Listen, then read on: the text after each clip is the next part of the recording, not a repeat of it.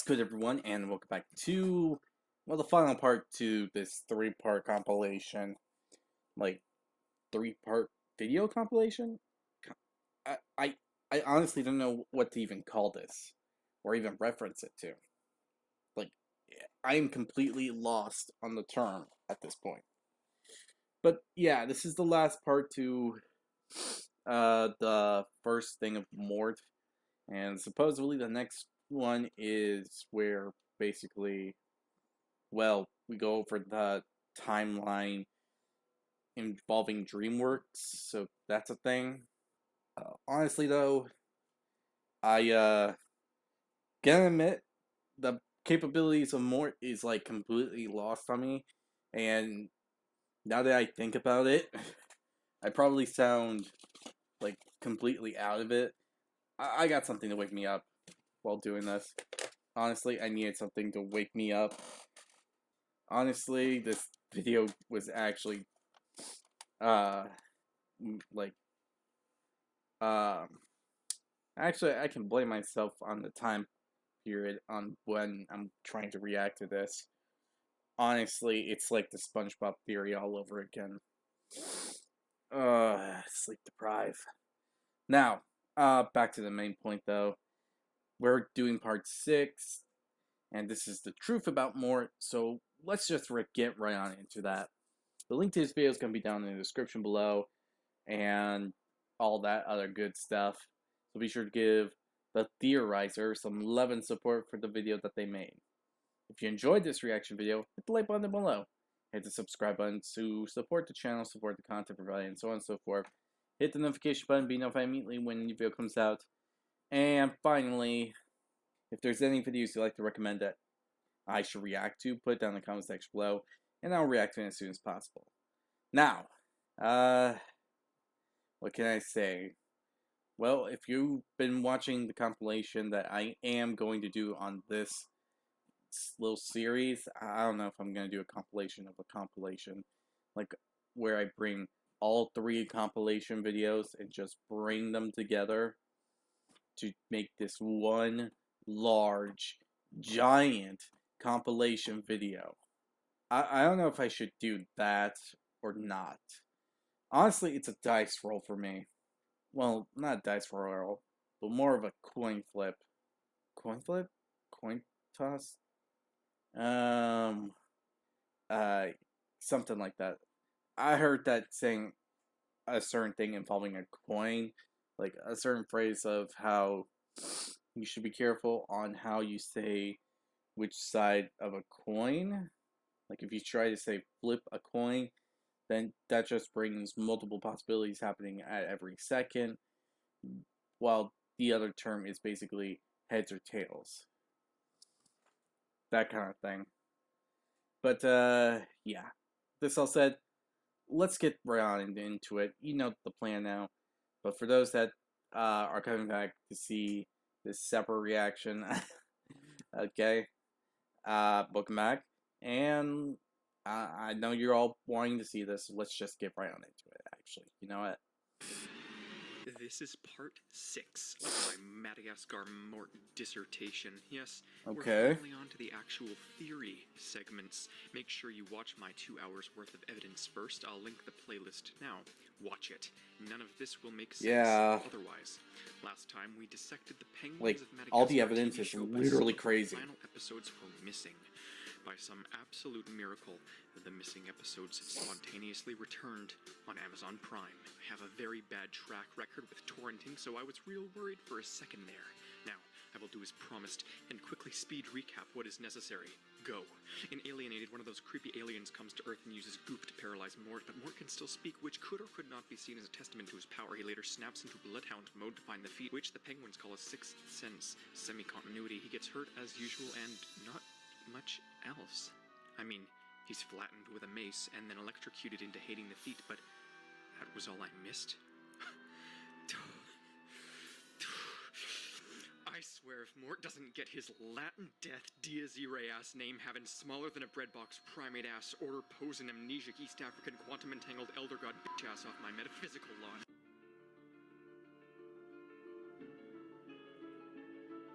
Okay, he he actually snapped. He literally snapped. I did not expect that. Okay.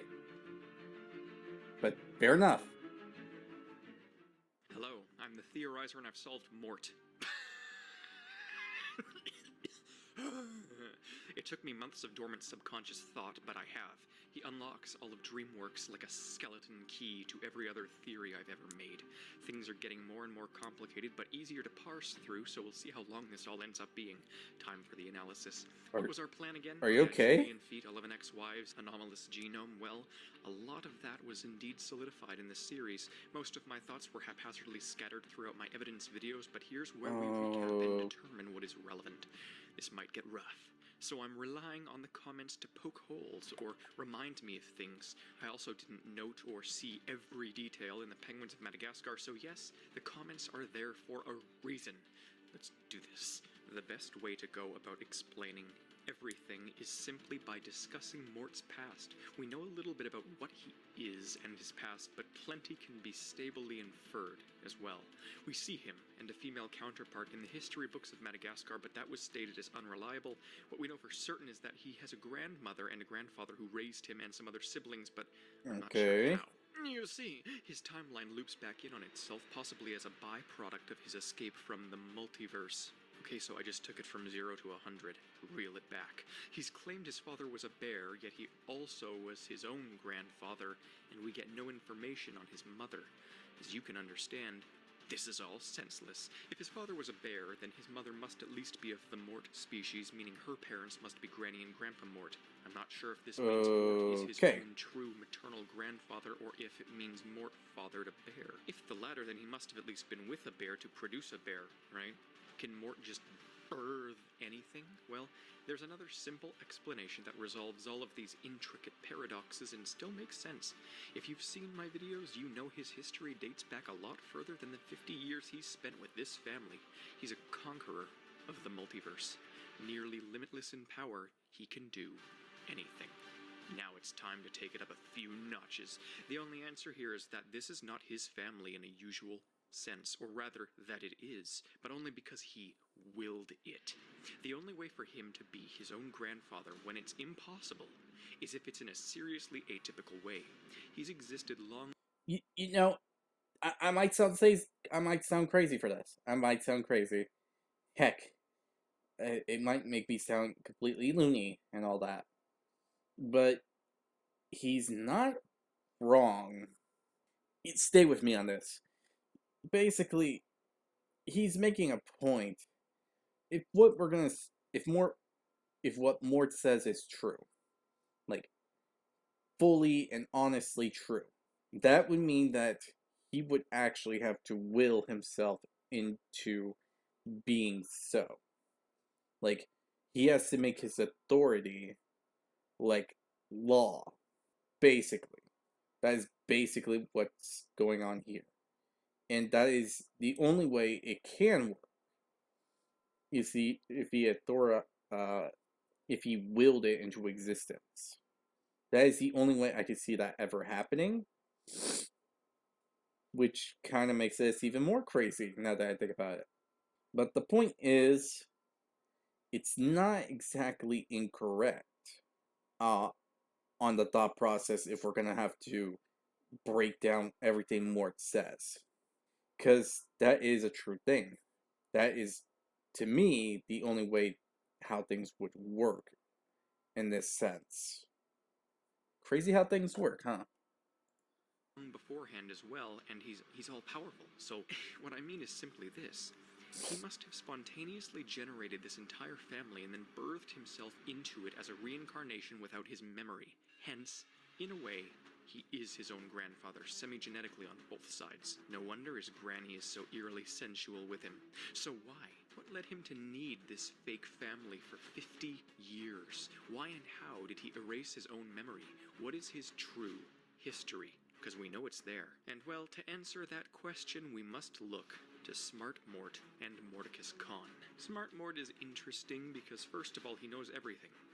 Most notably, he knows the heavenly fruits, the presumed sky gods.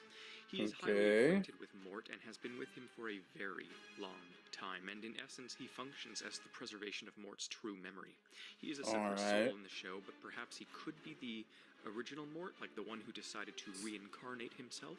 There seems to be signs that Mordecus knew Mort from before, such as when he claims he's been waiting eons for him or something, when it had only been like one season since they'd last seen each other. If this is the case, would Smart Mort be the one Mordecus is familiar with? When confronted with Mordecus, Smart Mort dips out immediately. As for our usual Mort, post-rebirth, he sort of acts like a blank slate. He was wiped clean, and with time, has gained his own soul. The personality built from the family that surrounded him, mixed with the subtle echoes of everyone he's absorbed. Smart Mort is the one who remembers. He has the knowledge of humanity, of the universe, of the fringes of reality and beyond. How is any of this power possible? What even is Mort? They say Mort is a species, but that's not true. Mort does not follow the laws of any sort of species. He's just a sort of entity with varying forms, a multi-faced god. Remember when I said he was Kirby? The entire inner world where he keeps his absorbed brethren isn't even inside of his head necessarily, it's just him.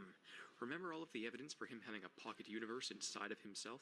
That things enter his stomach and they just keep going. My tummy is speaking to me! Told you. Even the films are undeniable. He's a formless entity that looks like a mouse lemur. We've seen inconsistent x-rays, completely abstract genealogy, everything. At some point, maybe to evade suspicion, he took that form. So if Morts are not a species with any sort of consistency, then how the hell does that universe full of Morts, the Mortverse, even exist? Who are they? There's no female Morts there, and yet we saw the female Mort in the Adam and Eve. It's like, not a species. And notice something odd. They're not like the other Morts. They are all perfect clones of one another.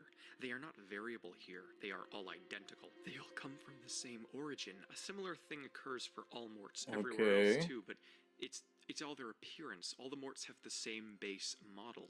Mouse lemurs have varying shapes and sizes, but every single Mort we see in this show is the exact same. Parallel universe variations can sometimes act different, but they all look the same still. The bizarre part, though, is that all of the Mortverse Morts act identical too, like they originated from a controlled single entity. All Morts function as if they came from a single entity, but the Mort horde... Huh. You know, putting it that way, that is weird. Why is that the case? I mean, if they're all counterparts of Mort, then yeah, the appearance makes sense. But even then, there are supposed to be some differences, like morality, personality, and whatnot. The fact that they all, and I am taking his word for it because I haven't seen this show, but the fact that they all act in unison, with not many differences when it comes to attitude and whatnot, it's strange. Even more so. It's almost like everything originated from a single Mort, but then offshoots like Smart Mort and Mordecus function as individuals, and when someone like Mordecus tries splitting himself deeper, he just gets mindless drones. It's absolutely insane, but it's actually a lot more stable to assume all of these Morts just have some origin that is the same than to try and comprehend the logistics and inconsistencies of Granny Mort and Grandpa Mort not being from a parallel universe, or Mordecus having brainwashed thousands of beings of equal intellect. Everything comes from a singularity and is dispersed. Even more realistically, Mort is a character from Madagascar, and every other Mort we see is just another Mort character to us. It just so happens to also literally be like that. My point? Mordecus could very well not just be some random entity, but could actually be from Mort. When you try and disperse the dispersed, say like splitting Mordecus, you would get even more mindless clones, which could be the reason for the Horde's existence. And if Mordecus is from Mort, he has history. The eons he referenced, the wars. He is implied to be the reason our Mort was beaten into reincarnated submission. The original Mort being started looking like a mouse lemur, probably to hide from the sky gods or from being tethered by the sky gods or something like that, and after he did, Mordecus and a number of other Morts were fractured off of him. I actually am getting more inclined to say that this was all on purpose, and that the Sky Gods or some other body of forces toppled Mort into a physical, pathetic form. The question is, why would he want to split himself further, and how did he reside in several universes? The answer is that this isn't his fault. The anti-Mort forces split him infinitely across the multiverse, and his journey to absorb his other selves is actually a journey to reabsorb them all. Damn. No species, just an individual split across the multiverse, recollecting himself. A singularity. I'd say the original Mort posed a threat, just his... Huh. That does sound like a good story, I'm not gonna lie. I mean, I can't say otherwise on it, but it does sound like a really good story to watch and listen to. But that might just be me, in all honesty. It does really sound like a good story.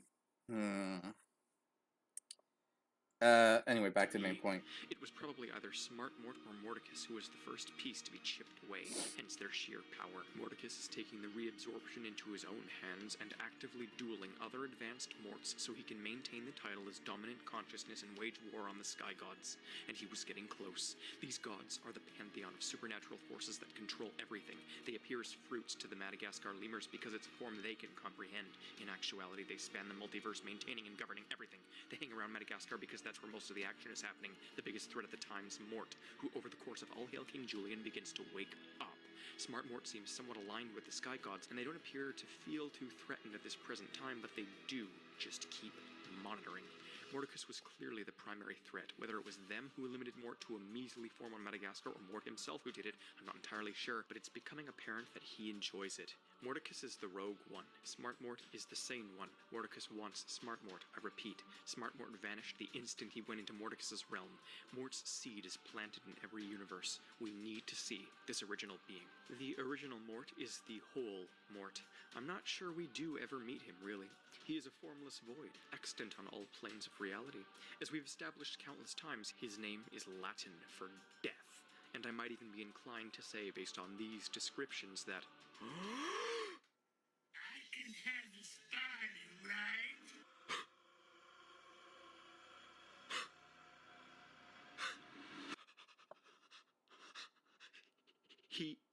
he is death. He's death. What? He has a thing for zombies because they are the ones that got away. He's death. I can have his body, right? He's death. Huh? So, you mean death? Like the one we see from Puss in Boots. You know, the guy that says, I'm not metaphorically, not literally, and anything like that. He's straight up deaf. I mean, deaf, straight up. Sorry, I don't know how that line goes. I'm not gonna lie. I don't know how the line goes. But basically, he's that deaf. Really. Yeah, I mean, he is creepy enough to probably be a representation of it. He's death. He's death. His name is Death, for he is Mort the Lemur. He's death. He is not an entirely benevolent death. And what exactly he does after reaping souls, I do not know. But, oh my god. Oh my god, that's it. That's it. He absorbs souls because he is death. Hold on. Hold on. Hold on. Hold on. Hold on. Hold on. In episode 1, this has been freaking staring me in the face. In episode 1, I said he could reap my consciousness from my body. Oh my god. Oh my god.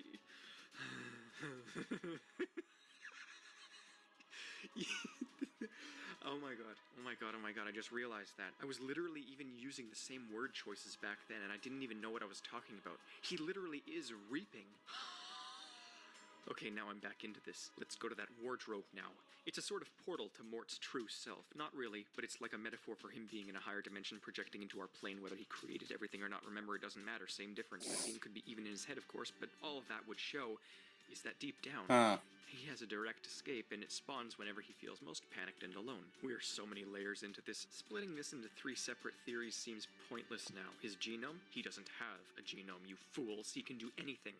What about the feet, then? Is it really a servitude-based obsession? He claims his home is a foot constellation known as Footacus Majora, so does he love feet because they remind him of home, or does he choose to live there because it was shaped like a foot? We did discuss his subservience being the cause before, as opposed to the feet themselves. He's a 14 billion-year-old elder god who can enter nightmares and has lived the life of every possible kind of person.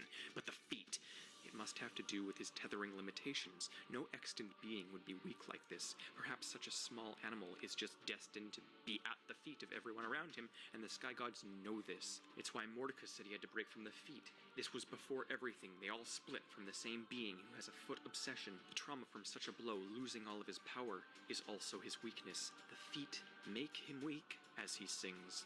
Literally. And he's somehow finding peace in servitude, giving his life meaning after an infinite existence of having everything. I need to know more about the sky gods or whomever else tethered Mort. He is known by humanity too, you see. The scientists, they want him, they study him, he is a target. He claims they've been unable to classify him, but that's where these grand theories are headed. That's not crucial to where we are right now. Mort has spanned everything. His inner world is an evil mansion. His more abrasive personalities show how vengeful and wrathful he can be in times of war, much to my horror. Todd has similar reactions when placed in attack mode, almost like there's a similar supernatural hypnosis in place to subdue Mort. He steals life so he can rebirth it into himself. He defaults to villainy every time, and many sides of him are at peace when sacrifices are sent his way.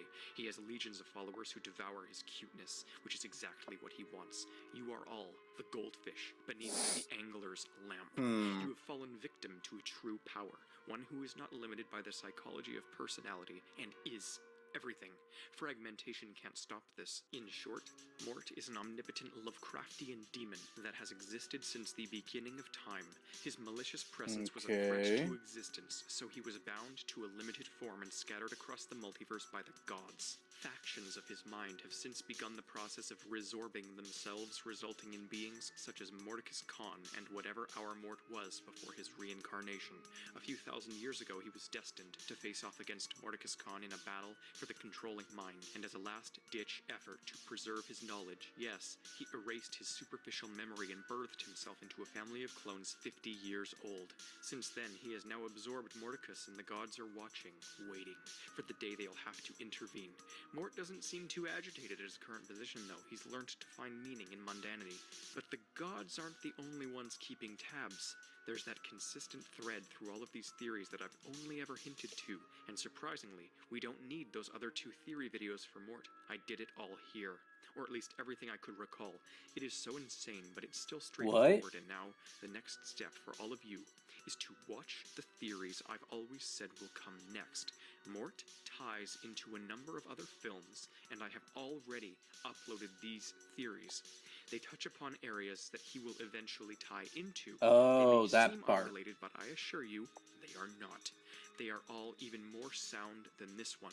So following this video in the playlist, I will have the next several theories. I'll link it in the outro, or click the eye in the top corner again. They're honestly awesome to watch even outside of the necessity they assert for the next phase of Mort theories, wherein we will transition this situation into the ultimate purpose of this dissertation, a purpose that will become abundantly clear after viewing the Shrek and Over the Hedge theories, a DreamWorks timeline. If I missed any other supernatural or relevant factors, comment them below. I might still fill that extra video slot in the event that I forgot major factors at play. If I can be reminded of more important things in the comments below, please do it. Also subscribe, of course, hit the bell too. It's important before we move on to this ultimatum. Mort is crazy. Mort is amazing. Everything is his will. His subconscious is multi-dimensional. Everything he desires comes true because he is. Because it is, in fact, forever the case that no matter what it is he's believing, Mort's dream works. So, that's interesting, I guess. Overall, from what I'm hearing, Mort's apparently an multi-dimensional being that's very complicated to understand, and he's basically willed his current self to be from a family of clones. At least that's what I'm understanding. I did I get it right? I'm hoping I got it right. But yeah, apparently that's the thing. That's why things are the way they are. Didn't really expect that, but okay, sure. Him being deaf? Technically, he made life for himself. Wouldn't that technically go against his nature? Or is there something else that I'm not understanding? It's kind of hard to say, really. It's like, it's making me think of the conclusions that he probably came to, but at the same time, it's also not. Like, there's something else going on that I need to figure out.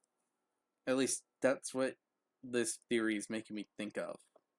Well, I hope you all enjoyed this video, nevertheless. I want you to hear your opinion about this video overall. Or, I guess, depending if this is the compilation video, what you think overall of the whole series. Next week I'm going to post that compilation up. And maybe after that, I'll decide whether or not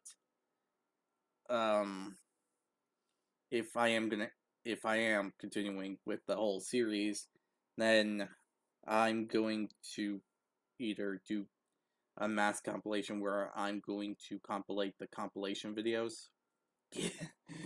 Yeah, it sounds crazy, I know, but I think the point is made. So yeah, with this all said, hope you all enjoy, and I'll see you all next time. Bye!